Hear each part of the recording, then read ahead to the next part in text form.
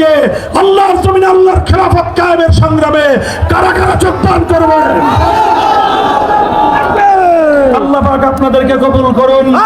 বাংলাদেশ খেলাফত মজলিস, যুব মজলিস, ছাত্র মজলিস সহ আমাদের সংগঠনগুলোতে আপনারা শামিল হন। ইনশাআল্লাহ দেখা হবে রাজপথে, কথা হবে স্লোগানে স্লোগানে। খোদার আকাশ, খোদার জমিন, করব কায়েম খোদার দিন। বর্ণ ভিন্ন মত, সবার জন্য খেলাফত। সেই খেলাফতের আহ্বান জানিয়ে বক্তব্য শেষ করলাম।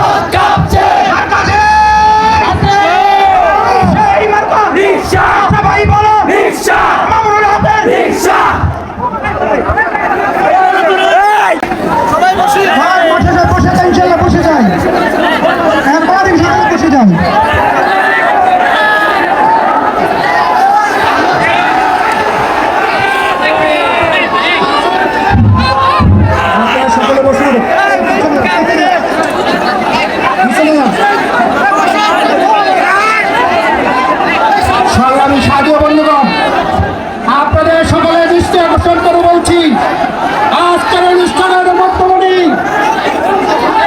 আল্লামা মামুনুল হক সাহেব আমাদের সামনে এসেছেন। এখন উনি বক্তব্য দিবেন।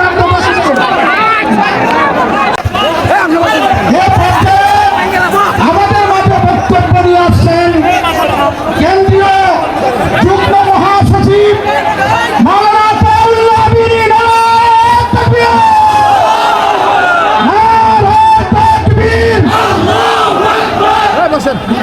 আসসালামু আলাইকুম ওয়া রাহমাতুল্লাহ।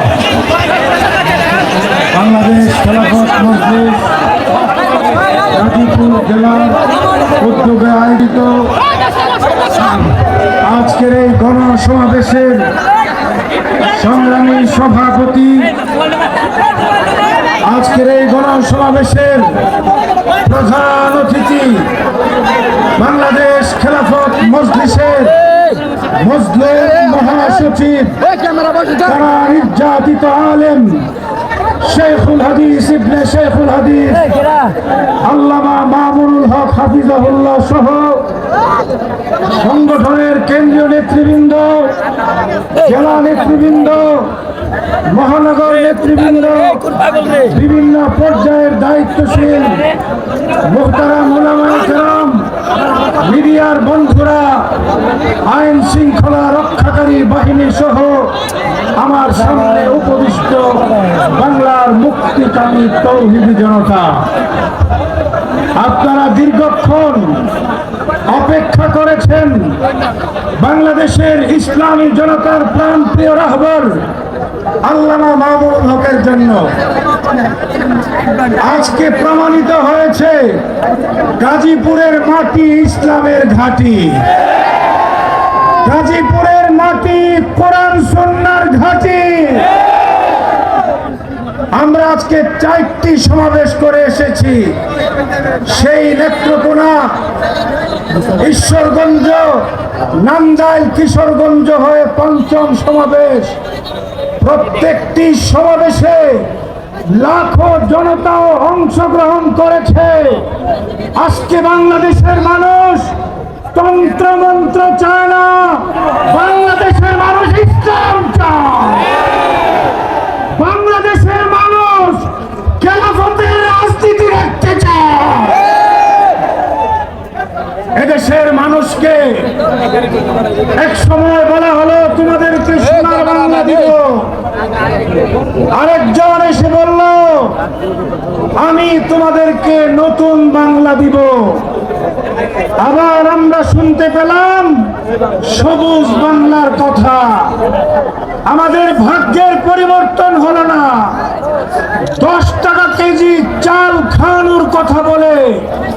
ক্ষমতায় এসে ফ্যাসিস্ট শেখ হাসিনার আমলে 100 টাকা কেজি চাল খেতে হয়েছে।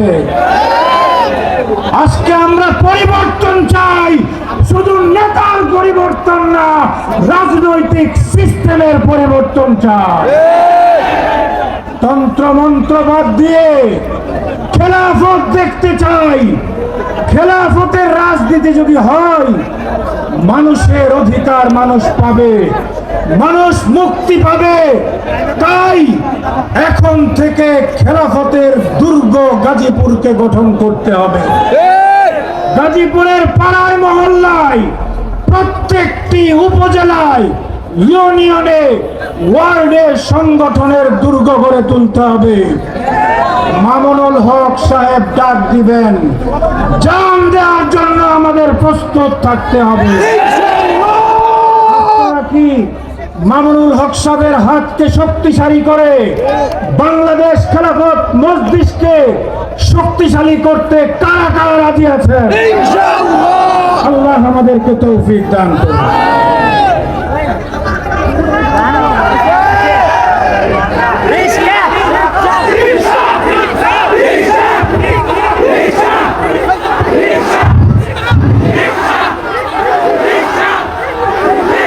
সংগ্রামী ভাইরাম, পর্যায়ে আপনাদের সম্মুখে বক্তব্য রাখবেন পাক ভারত উপমহাদেশের শ্রেষ্ঠতম শাইখুল হাদিস আল্লামা আজিজুল হক রহমতুল্লাহি আলাইহির।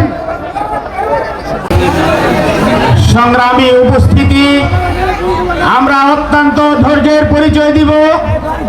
এ পর্যায়ে বক্তব্য নিয়ে আসছেন আমাদের কাঙ্ক্ষিত মেহমান, বাংলাদেশের সকল স্তরের মানুষের হৃদয়ের স্পন্দন, বাংলাদেশ খেলাফত মজলিসের কেন্দ্রীয় সংগ্রামী মহাসচিব আল্লামা মামুনুল হক। এ পর্যায়ে বক্তব্য নিয়ে আসছেন আল্লামা মামুনুল হক।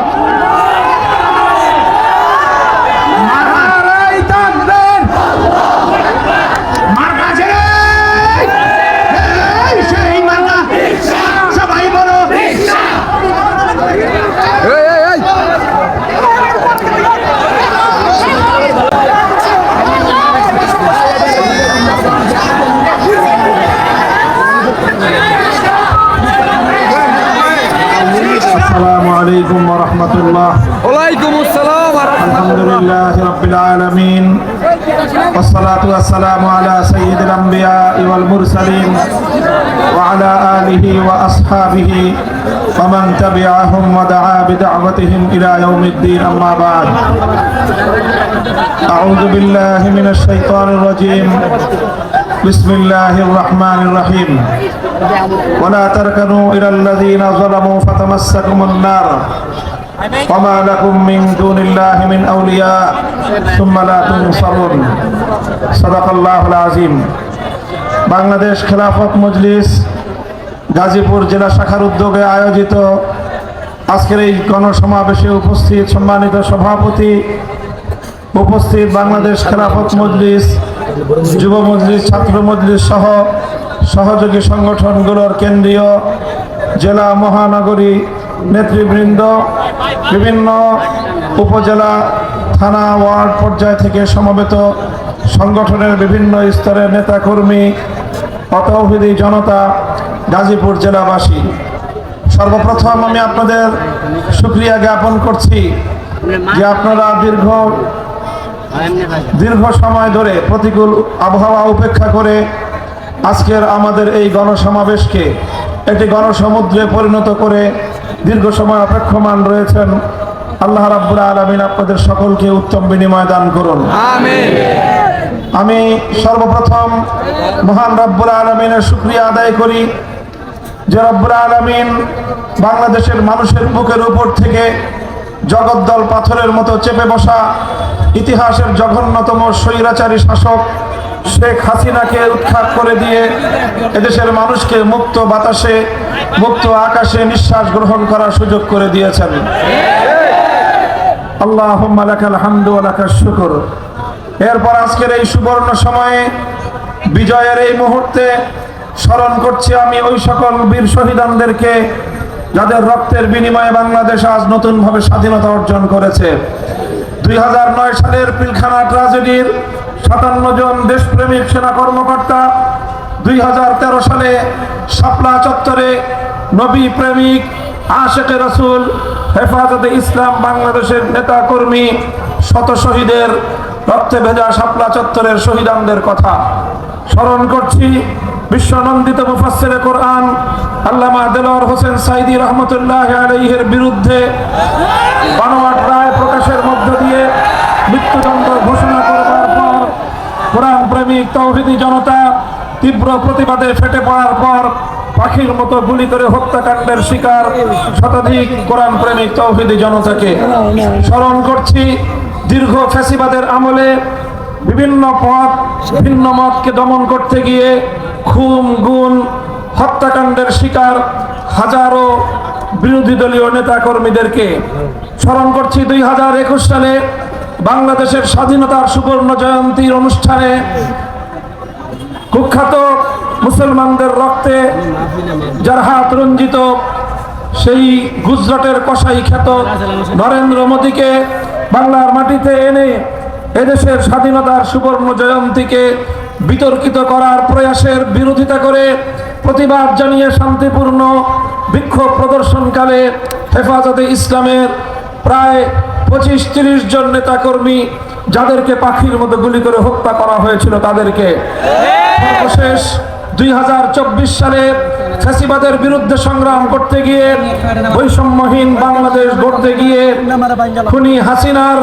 লেলিয়ে দেওয়া সন্ত্রাসী যুবলীগ, ছাত্রলীগ, হাতুড়ি লীগ, হেলমেট লীগ এবং প্রশাসনের মধ্যে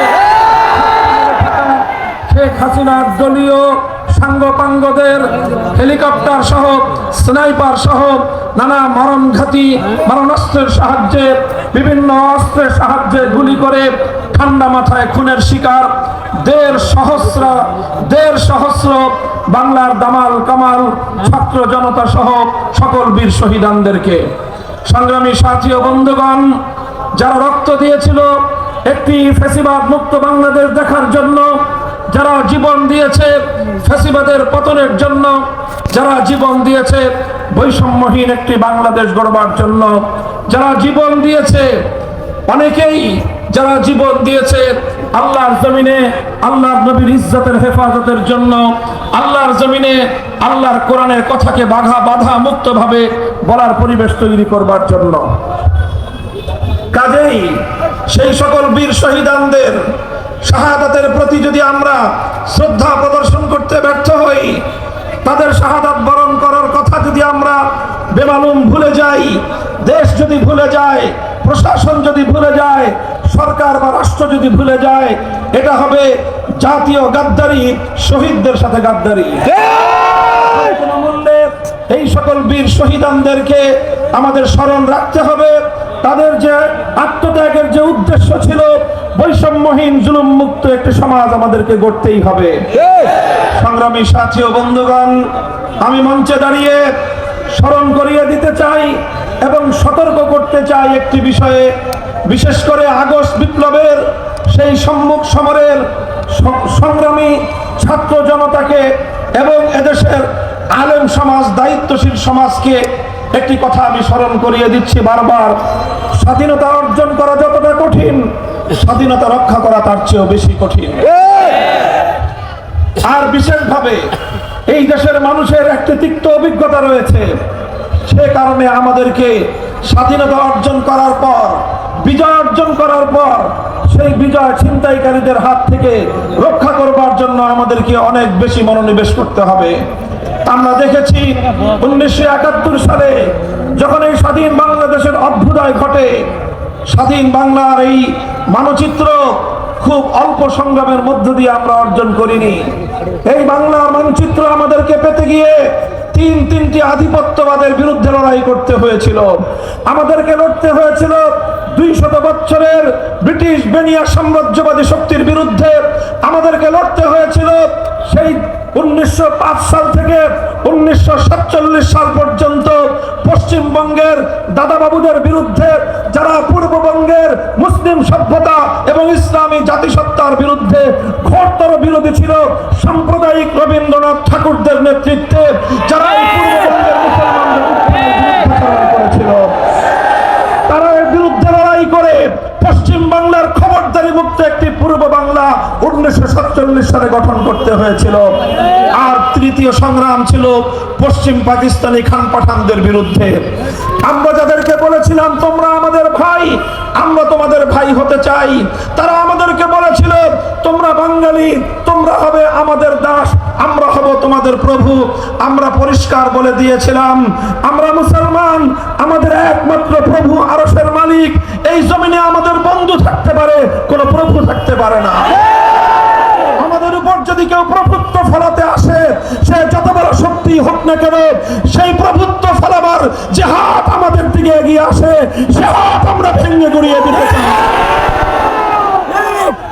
সংগ্রামী সাথী ও বন্ধুগণ, এইভাবে তিনটি আধিপত্যবাদের বিরুদ্ধে লড়াই করে 200 বছরের সংগ্রামের মধ্য দিয়ে এই স্বাধীন বাংলাদেশের অভ্যুদয় হয়েছিল। যে সংগ্রাম সূচনা হয়েছিল ইনশাআল্লাহ বলে, অর্থাৎ আল্লাহ পাকের উপর অবিচল আস্থা এবং বিশ্বাসের মধ্য দিয়ে স্বাধীনতার ডাক এসেছিল। আর এই স্বাধীনতার কমিটমেন্ট ছিল, জাতির সঙ্গে অঙ্গীকার ছিল, কোরআন সুন্নাহ বিরোধী কোনো আইন এদেশে তৈরি করা হবে না। আমি ইতিহাসের রেফারেন্স বলছি। 1970 সালের জাতীয় নির্বাচনের আমি সেই ইশতেহারের কথা বলছি, যে ইশতেহারে কোরআন সুন্নাহ বিরোধী কোনো আইন তৈরি না করবার অঙ্গীকার করা হয়েছিল এই জাতির সঙ্গে। এরপরে আমরা কি দেখলাম? এরপরে দেখলাম আমরা মিথ্যাচারের ইতিহাস, এরপরে আমরা দেখলাম আমাদের বিজয়কে ছিনতাই করবার ইতিহাস, এরপরে আমরা দেখলাম হাজারো শহীদের রক্তের সঙ্গে বেঈমানি করবার ইতিহাস, এরপরে আমরা দেখলাম স্বাধীন বাংলা করবার জন্য 200 বছরের আধিপত্যবাদ বিরোধী সংগ্রামে হাজারো লাখো রক্তদানকারী সকল শহীদদের রক্তের সঙ্গে গাদ্দারির ইতিহাস।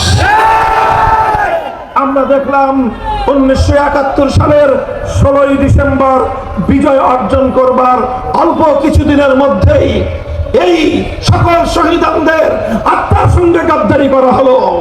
বাংলার হাজার বছরের ইতিহাস এবং ঐতিহ্যকে দুপায়ে নিষ্পৃষ্ট করা হলো। আর বাংলাদেশের মানুষের অভিপ্রায়কে তুড়ি মেরে উড়িয়ে দিয়ে বৃদ্ধাঙ্গুলি প্রদর্শন করে ভিন্ন আরেকটি রাষ্ট্রের সংবিধানের মূলনীতিগুলোকে একটি প্রেসক্রিপশনের মাধ্যমে এই 7 কোটি বাংলাদেশের মুসলিম জাতিসত্তার নবগঠিত রাষ্ট্রের সংবিধানের মূলনীতি হিসেবে আখ্যায়িত করে একটি নতুন সংবিধান এবং 72-এর চেতনার মাধ্যমে 71-এর চেতনাকে হাইজ্যাক করা হলো। সংগ্রামী সাথী ও বন্ধুগণ, এটি একটি নির্মম ইতিহাস, এটি একটি ছিনতাইয়ের ইতিহাস, এটি একটি জাতির বিজয়কে ছিনিয়ে নেওয়ার ইতিহাস, এটি একটি হাইজ্যাকের ইতিহাস। 1971-এর চেতনাকে 72-এর চেতনার মাধ্যমে গিলে খাওয়ার ইতিহাস। আমরা স্পষ্ট ভাষায় বলতে চাই, বাংলাদেশ 71 সালে স্বাধীনতা লাভ করেছিল, 72 সালে নয়। যারা দীর্ঘ অর্ধ শতাব্দীকাল পর্যন্ত 72-এর চেতনার মাধ্যমে আমাদের 71-এর চেতনাকে দমিয়ে রেখেছে, তাদের বিরুদ্ধে 2024 সালে নতুন স্বাধীনতার যুদ্ধ হয়েছে। কাজেই এই যে 1971 সালের এই নির্মম ঘটনা, এই দুঃখজনক ঘটনা থেকে আজকে 2024 সালের 5ই আগস্টের নতুন আখ্যায়িত স্বাধীনতাকে রক্ষা করবার জন্য বিজয়ী ছাত্র জনতাকে, আলেম সমাজকে, দেশপ্রেমিক জনতাকে ঐক্যবদ্ধ থাকতে হবে। যে কোনো মূল্যে ষড়যন্ত্রকারীদের চক্রান্তে রুখে দিতে হবে। পতিত স্বৈরাচারী সরকার এবং তার দোসররা কিন্তু বসে নাই। ভীরু কাপুরুষের মতো পালিয়ে যাওয়া, ভীরু কাপুরুষের মতো পালিয়ে গিয়ে বাংলাদেশের মান সম্মানকে বিশ্ব দরবারে ধুলার মিশিয়ে দেওয়া শেখ হাসিনা এবং তার দোসররা কিন্তু বসে নাই।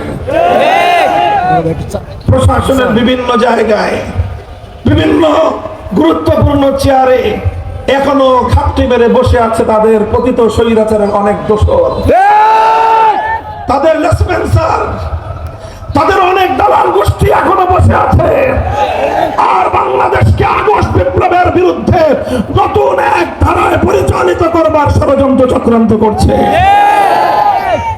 শেখ হাসিনা রাজনীতি করেছিল ইসলামের বিরুদ্ধে, হাসিনার রাজনীতি ছিল কোরআনের বিরুদ্ধে, শেখ হাসিনার রাজনীতি ছিল নবী প্রেমিকদেরকে গুলি করে হত্যার রাজনীতি, শেখ হাসিনার রাজনীতি ছিল বাংলাদেশের কোরআনের মাহফিল গুলোতে 144 ধারা জারি করার রাজনীতি। শেখ হাসিনা এবং তার সরকার কিভাবে দেশের আলেম সমাজের বিপ্লবী কণ্ঠগুলোকে স্তব্ধ করে দেওয়ার পায়তারা করেছিল, বাংলাদেশের মানুষ তার জ্বলন্ত সাক্ষী। কি বলবো আমি, আমার কথাই শুধু যদি বলি, বাংলাদেশের কোথাও আমাকে কোরআনের কথা বলতে দেওয়া হয় নাই। যেখানে আমার কোন মাহফিলের ঘোষণা দেওয়া হয়েছে 144 জারি করে আমাদের মাহফিলগুলোকে বানচাল করে দেওয়া হয়েছে, আমাদের লোকগুলোকে গ্রেফতার করা হয়েছে। আমাকে গ্রেফতার করার পর যখন আমার ভাইয়েরা আমার মুক্তির জন্য তারা রাজপথে নামতে চেয়েছে, তারা সংগ্রাম করতে চেয়েছে, তাদেরকে উপর্যুপরি গ্রেফতারের মাধ্যমে নির্যাতনের স্টিম রোলার চালানো হয়েছে। এই গাজীপুরের এই রাজবাড়ী মাঠে আমার মুক্তির জন্য কোন একটি সমাবেশ করার অনুমতি চেয়ে আমরা পাইনি। আল্লাহ পাক রব্বুল আলামিন আজ সে মাটিতে মুক্ত পরিবেশে শান্তিপ্রিয় সমাবেশ করার তৌফিক আল্লাহ আমাদেরকে দান করেছেন। আমরা প্রতিশোধের রাজনীতি করতে চাই না, আমাদের প্রতিশোধ হবে আদর্শের মাধ্যমে, আমাদের প্রতিশোধ হবে আল্লাহর কোরআনের জয়গান গাওয়ার মধ্য দিয়ে। আমরা স্বাধীন বাংলাদেশে আমরা স্বাধীনভাবে আল্লাহর কোরআনের কথা বলবো। যারা কোরআনের কথা শুনতে পছন্দ করেন না, আপনাদেরকে বলে দেই, আপনাদের আপার মতো আপনাদের জন্য সীমান্তের দুয়ার খোলা আছে, চলে যেতে পারেন অন্য কোথাও। এই শাহজালালের বাংলাদেশ, সামাদ্দমের বাংলাদেশ, খানজাহান আলীর বাংলাদেশ, হাফিজ হুজুরের বাংলাদেশ, শাইখুল হাদিসের বাংলাদেশ, মুফতি আমিনের বাংলাদেশ, আল্লামা আহমদ শফির বাংলাদেশ, জুনায়েদ বাবুনগরের বাংলাদেশ, মহিবুল্লাহ বাবুনগরের বাংলাদেশে কোরআনের কথা বলবো। সহ্য না হলে বাংলাদেশ ছেড়ে চলে যাবো।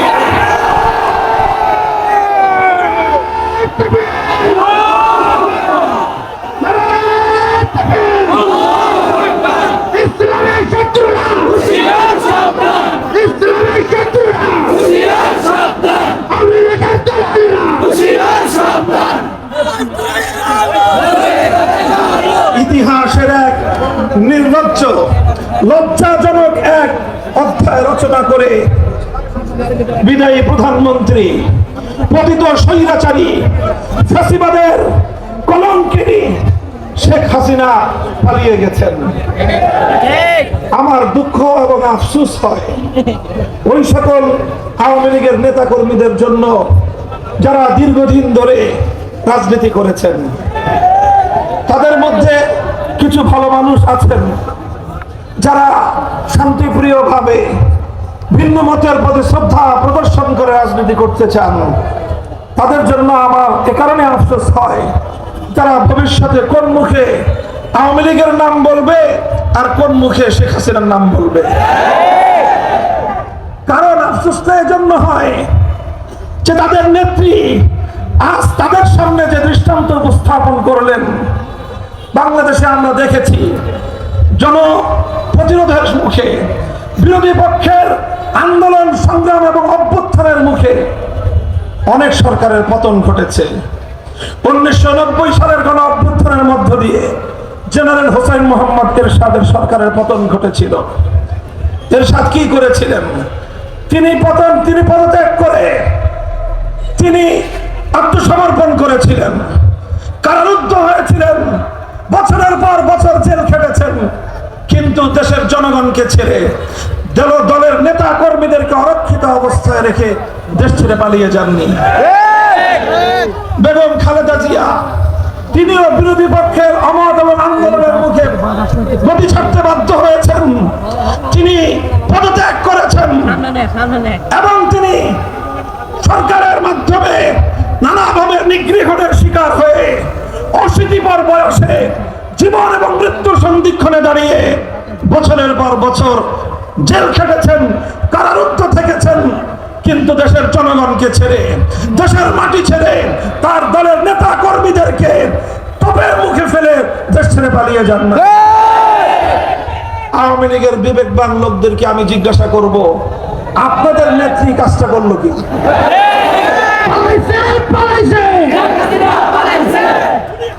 আমরা কিছু বলবো না, আপনাদের বিবেকের বদ্ধ দুয়ারটা খুলে দিয়ে আজকে রাত্রে বাড়িতে গিয়ে ঘুমাবেন আর নিজের কাছে, বিবেকের কাছে প্রশ্ন করবেন, আপনার নেত্রী যেই কাজটা করলো, তিনি এই কয়েকদিন আগেও বলেছিলেন শেখ হাসিনা পালায় না। আপনারা ওনার সুরে সুর মিলাই বলেছিলেন শেখ হাসিনা পালায় না। আমি এখন আপনাদের কাছে প্রশ্ন করতে চাই, শেখ হাসিনা পালিয়েছে না পালায় নাই? শেখ হাসিনা পালিয়েছে, সারা পৃথিবী দেখেছে তিনি পালিয়েছেন। আমরা 2013 সালে বলেছিলাম আপনারা মাসের পর মাস শাহবাগ চত্বরটাকে ইমরান এই সরকারদের দখলে ছেড়ে রাখলেন। আমরা আল্লাহ নবীর ইজ্জতের হেফাজতের জন্য শাপলা চত্বরে গিয়ে 24 ঘন্টা আমাদেরকে থাকতে দেন নাই। আমরা তখনই বলেছিলাম কোন পথে পালাবেন সে পথ দেখার চেষ্টা করুন। পালাবার পথ দেখার পথ খুঁজে বের করার চেষ্টা করতে বলেছিলাম। এই জন্য আমার উপরে খুব ক্ষিপ্ত হলেন উনি। আমি বলেছিলাম আপনার বাবা মারা গেছেন, উনি একজন আমাদের ধারণা মতে মুসলমান, কাজে একজন মরহুম মুসলিমের এভাবে মূর্তি বানায় তাকে পরজগতে আযাবের সম্মুখীন করবেন না। এটা আপনার বাবার বিরুদ্ধে, বাবার পক্ষে তার জন্য কল্যাণকামিতা হবে না, এটা হবে সন্তান হিসেবে বাবার সর্বনাশ ঘটনার নামান্তর। এভাবে মূর্তি বানিয়ে তাকে জাতির সামনে কলঙ্কিত করবেন না। আমাদের কথা পছন্দ হলো না। আমরা কেন মূর্তির বিরুদ্ধে কথা বললাম, এজন্য তিনি আমাদের কণ্ঠরুদ্ধ করে দেওয়ার চেষ্টা করলেন। ভাস্কর্যের বিরুদ্ধে কথা বলবার অপরাধে জাতীয় সংসদে দাঁড়িয়ে আমাদের ট্যাক্সের পয়সা দিয়ে নির্মিত সংসদে তিনি আমাদের বিরুদ্ধে কথা বললেন। তিনি জাতির কাছ থেকে আমাকে বিচ্ছিন্ন করার পায়তারা চালালেন। আমাদের কোনো পরামর্শই তো শুনলেন না। এরপরে 5ই আগস্ট দেশের মানুষ কি দেখলো? আপনি বাংলাদেশের জাতীয় রাজস্বে শত শত কোটি টাকা খরচ করে, ব্যয় করে আপনার বাবার যেই সকল মূর্তিগুলো নির্মাণ করেছিলেন, আজকের স্বাধীন বাংলাদেশে দাঁড়িয়ে আমি আপনাকেই প্রশ্ন করতে চাই, আপনার বাবার নির্মিত সেই মূর্তিগুলোর কি পরিণাম হয়েছে?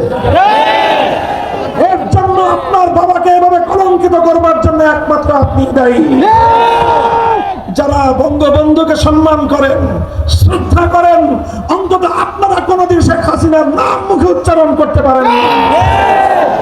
সংগ্রামী সাথী ও বন্ধুগণ, কথাগুলো শুধু আমি বিদায়ী এবং পতিত একজন স্বৈরাচারী সরকারের সমালোচনা হিসেবেই বলছি না। আমি বলছি আগামী দিনে যারা ক্ষমতার মসনদে এসেছেন, আসবেন, আসতে চান, আপনারা এখান থেকে শিক্ষা গ্রহণ করুন। ফাতাবিরু ইয়া উলিল আবসার। আমরা আমাদের কথা পরিষ্কার। আমি সেদিনও বলেছিলাম, আজও বলছি, একটি মুসলিম দেশ, যে দেশ মুসলিম জাতিসত্তার উন্মেষ ঘটাবার জন্য, বাঙালি মুসলিম জাতির উত্থান ঘটাবার জন্য 200 বছর আমাদের পূর্বপুরুষরা লড়াই করেছিল। লড়াই করেছিল হাজী শরীয়তুল্লাহ, লড়াই করেছিল মীর নেসার আলী ওরফে তিতু মীর, লড়াই করেছিল ফকির মজনু শাহ, আর লড়াই করেছিল দীর্ঘ একটা সময় পর্যন্ত এদেশের আলেম সমাজ। এত সংগ্রাম, এত লড়াইয়ের মধ্য দিয়ে যে মুসলিম জাতিসত্তার উন্মেষ ঘটেছিল, সেখানে আপনারা হিন্দুত্ববাদ আর হিন্দুয়ানি মূর্তির কালচার বাস্তবায়ন করার পায়তারা চালিয়েছিলেন। এদেশের মানুষ সেটাকে ভালোভাবে নেয় নাই। আগামী দিনেও কেউ যদি চেষ্টা করেন, আমি আপনাদেরকে পরামর্শ দিব, 5ই আগস্টের শেখ মুজিবুর রহমান সাহেবের মূর্তিগুলো দেখে আগামী দিনে সকল রাষ্ট্রনায়করা শিক্ষা গ্রহণ করবেন। আমরা ভাস্কর্যের বিরোধিতা করেছিলাম, সে ভাস্কর্য হোক বঙ্গবন্ধুর, সে ভাস্কর্য হোক জিয়াউর রহমানের, সে ভাস্কর্য হোক এরশাদের, সে ভাস্কর্য আমার বাবার হলো। আমি বলেছিলাম আমাদের হাতে ক্ষমতা আসলে সব ভাস্কর্য আমরা ভেঙ্গে গড়িয়ে দেব। আজও আমাদের সেই কথা, আমাদের কথা হিন্দু ধর্মাবলম্বীদের উপাসনালয়ে রক্ষিত কোনো মূর্তি নিয়ে আমাদের কোনো কথা নাই। আমরা তাদের কাছে ঈমানের দাওয়াত দেই, স্বেচ্ছায় ইসলাম গ্রহণ করার আহ্বান জানাই, কিন্তু তাদেরকে তাদের ধর্ম ছেড়ে দিয়ে তাদের ধর্মীয় উপাসনালয়ে মূর্তি রাখার ব্যাপারে আমাদের কোনো বক্তব্য নাই। তোমরা তোমাদের মূর্তি পূজা করো, তোমরা একত্ববাদের দিকে আসলে জাহান্নাম থেকে মুক্তি পাবে, অন্যথায় তুমি তোমার ধর্ম নিয়ে তুমি থাকো। আমরা তোমাদের সংখ্যালঘু হিসেবে মুসলিম দেশে অবস্থানকারী তোমাদের সকল ধরনের নিরাপত্তার দায়িত্ব আমরা গ্রহণ করেছি। 5ই আগস্টের পর বাংলাদেশের মানুষ দেখেছে এদেশে কোন সাম্প্রদায়িক সংঘাত নাই। এদেশের হিন্দুদের মন্দির, বৌদ্ধদের প্যাগোডা, খ্রিস্টানদের গির্জা রাতের ঘুম পানি দিয়ে, রাতের ঘুমকে হারাম করে দিয়ে আলেম সমাজ, তাওহীদি জনতা, ইমাম সাহেবান, হেফাজতে ইসলামের নেতা কর্মীরা, খেলাফত মজলিস, বাংলাদেশ খেলাফত মজলিসের নেতা কর্মীরা রাতের ঘুম মার দিয়ে, রাতের ঘুমকে হারাম করে তারা এই সংখ্যালঘুদের নিরাপত্তার দায়িত্বে নিয়োজিত ছিল। বাংলাদেশের 5ই আগস্টের পর কোথাও সংখ্যালঘু নির্যাতনের কোনো ঘটনা নাই।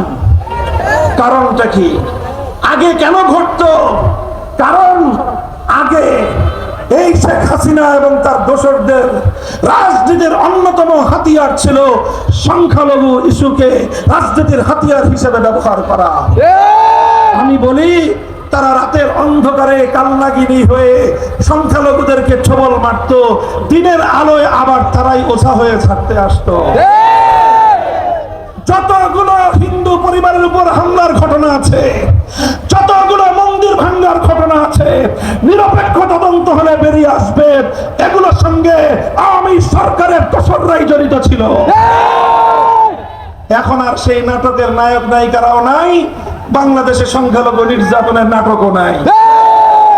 ওরা আবার রোগ পেতে আছে, সুযোগ খুঁজছে, আবার সংখ্যালঘুদেরকে অন্ধকারে এসে সাবোটাজ করবে, সংখ্যালঘুদেরকে বাড়িঘরে অগ্নিসংযোগ করে আবার বাংলাদেশে সাম্প্রদায়িকতার বীজ বাষ্প ছড়িয়ে দেওয়ার পায়ে তারা চালাচ্ছে।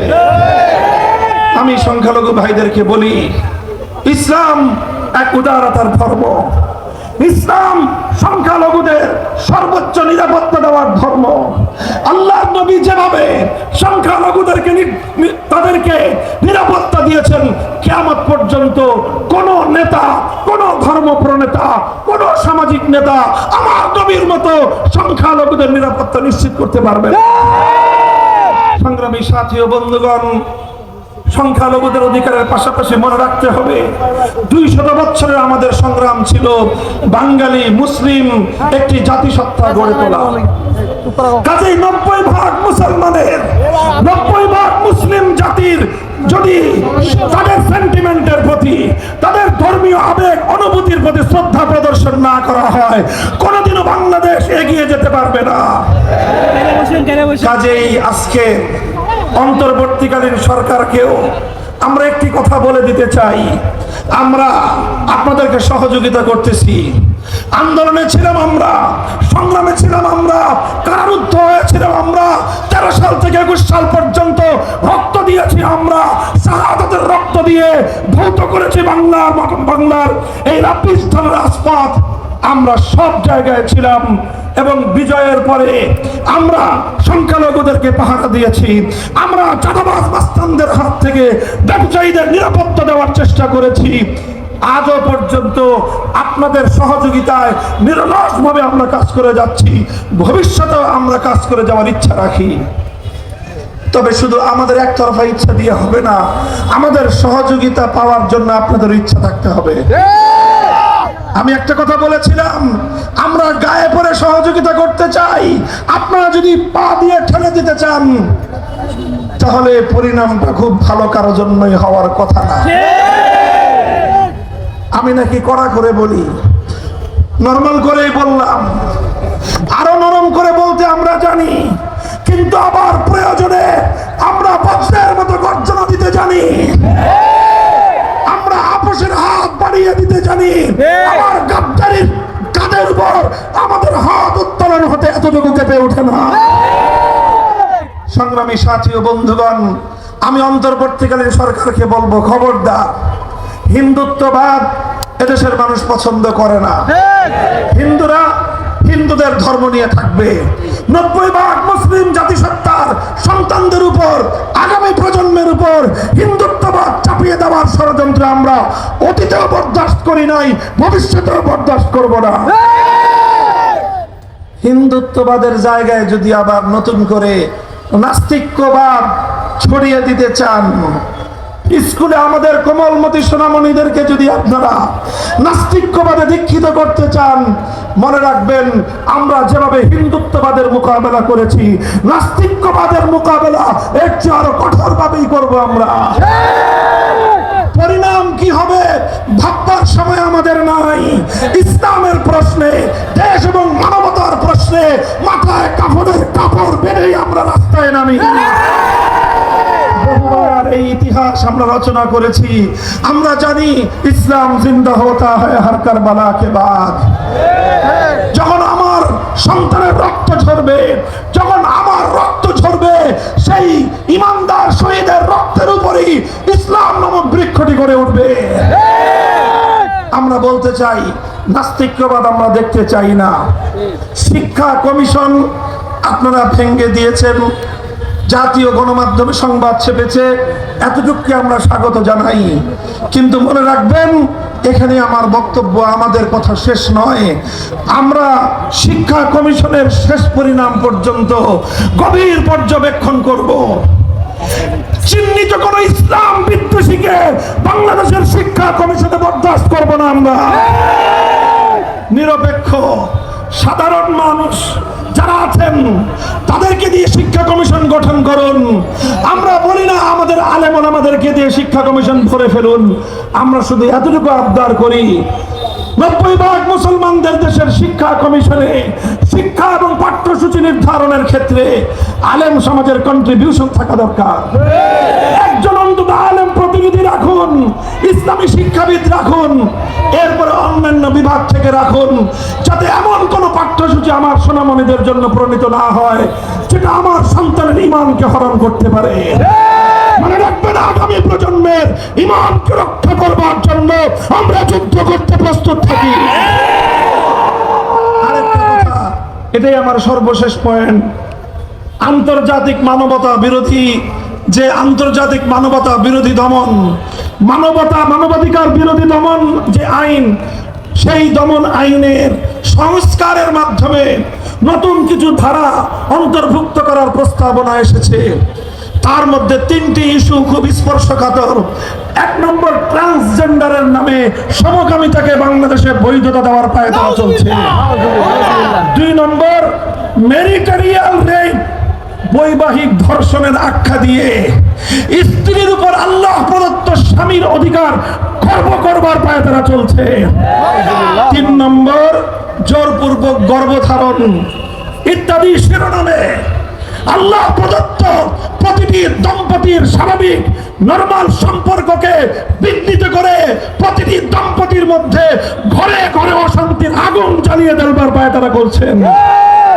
মনে রাখবেন, আল্লাহ প্রদত্ত প্রতিটি দম্পতির যে অধিকার, সেই অধিকার যদি হাত দেওয়ার চেষ্টা করেন, আমরা আমাদের পরিণামের কথা চিন্তা করার সুযোগ পাবো না। সে হাত আমরা ভেঙে গুড়িয়ে দিতে উদ্যমস্ত। 3 নম্বর ইস্যু হলো, ভারতে একের পর এক ঘটনা ঘটছে, আমার নবীর ইজ্জতের বিরুদ্ধে কটূক্তি করা হচ্ছে। নূপুর শর্মা থেকে আজকে রামগিরি মহারাজ পর্যন্ত একটার পর একটা আমার নবীর ইজ্জত নিয়ে আপনারা চিনিমিনি খেলছেন। সেদিন দেখলেন মুম্বাইয়ের মুসলমানেরা, ভারতের মুসলমানরা কিভাবে গর্জে উঠেছে। যদি আপনারা এভাবেই আমার নবীকে আঘাত করতে থাকেন, আপনার দেশের অখণ্ডতা রক্ষা করতে পারবেন না। বাংলাদেশের রাষ্ট্রকে বলবো, ভারতীয় রাষ্ট্রদূতকে তলব করে হুঁশিয়ার করে দেন। মনে রাখবেন, ওরা আমার নবীকে গালি দিবে আর আপনারা ইলিশ মাছ রপ্তানি করে পীড়িত করবেন। বাংলাদেশের মানুষ সেই প্রেম দেখতে কথা বলেন, ঠিক না বেঠিক? বলবেন বলেন রপ্তানি না করলে আমাদের বৈদেশিক মুদ্রা আসবে না। শুনে রাখেন, নবীর ইজ্জতের বিনিময়ে কোন রেমিটেন্স, কোন বৈদেশিক মুদ্রা আমরা খেতে চাই না। যদি বলেন যে না খেয়ে থাকতে হবে, আল্লাহর পয়গম্বর উম্মতেরা বলবে প্রয়োজনে পেটে পাথর বাঁধবো, এরপরে নবীর দুশমনের সঙ্গে কোনো আপোষ না। আগামী সোমবার দিন 30শে সেপ্টেম্বর, বলেন আগামী সোমবার 30শে সেপ্টেম্বর বিকাল 3টায় ঐতিহাসিক বাইতুল মোকাররম উত্তর গেটে হেফাজতে ইসলামের পক্ষ থেকে নবীর ইজ্জতের বিরুদ্ধে কটূক্তি করার প্রতিবাদে বিক্ষোভ সমাবেশ মিছিল হবে। যাবেন তো ইনশাআল্লাহ? আমরা দেখিয়ে দিতে চাই আমরা শান্তিপূর্ণ প্রতিবাদ জানাতে জানি। আমরা দেখিয়ে দিয়েছি আমাদের নবীর ইজ্জতের হেফাজতের জন্য শাপলা চত্বরের পিচ ধরা রাস্তাকে বুকের রক্ত দিয়ে রঞ্জিত করতে আমরা জানি। আল্লাহ পাক তৌফিক দান করুন। আখেরি পয়গাম, আল্লাহর জমিনে যদি আপনারা বৈষম্যহীন পূর্ণাঙ্গ ইনসাফ পূর্ণ সমাজ কায়েম করতে চান, মানব রচিত তন্ত্র মন্ত্র দিয়ে সম্ভব নয়। এজন্য আল্লাহ প্রদত্ত এক রাজনৈতিক বন্দোবস্তের প্রয়োজন, আর সেই রাজনৈতিক ব্যবস্থার নাম হলো খেলাফতের রাজনীতি।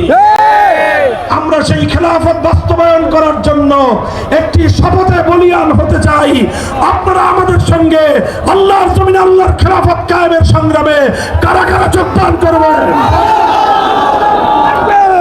আল্লাহ পাক আপনাদেরকে কবুল করুন। বাংলাদেশ খেলাফত মজলিস, যুব মজলিস, ছাত্র মজলিস সহ আমাদের সংগঠনগুলোতে আপনারা শামিল হন। ইনশাআল্লাহ দেখা হবে রাজপথে, কথা হবে স্লোগানে স্লোগানে। খোদার আকাশ, খোদার জমিন, করব কায়েম খোদার দিন। বর্ণ ভিন্ন মত, সবার জন্য খেলাফত। সেই খেলাফতের আহ্বান জানিয়ে বক্তব্য শেষ করলাম। ওয়া আখিরু দাওয়ানা আলহামদুলিল্লাহি রাব্বিল আলামিন। বাংলাদেশ জিন্দাবাদ, বাংলাদেশ খেলাফত মজলিস জিন্দাবাদ। নাসরুম মিনাল্লাহি ওয়া ফাতহুন করিব। সুবহানাল্লাহি ওয়া বিহামদিহি, সুবহানাকা আল্লাহুম্মা বিহামদিকা, আশহাদু আন লা ইলাহা ইল্লা আনতা, আস্তাগফিরুকা ওয়া আতুবু ইলাইক। আল্লাহুম্মা আমিন বিরহমাতিকা ইয়া আরহামার রাহিমিন। আসসালামু আলাইকুম ওয়া রাহমাতুল্লাহ।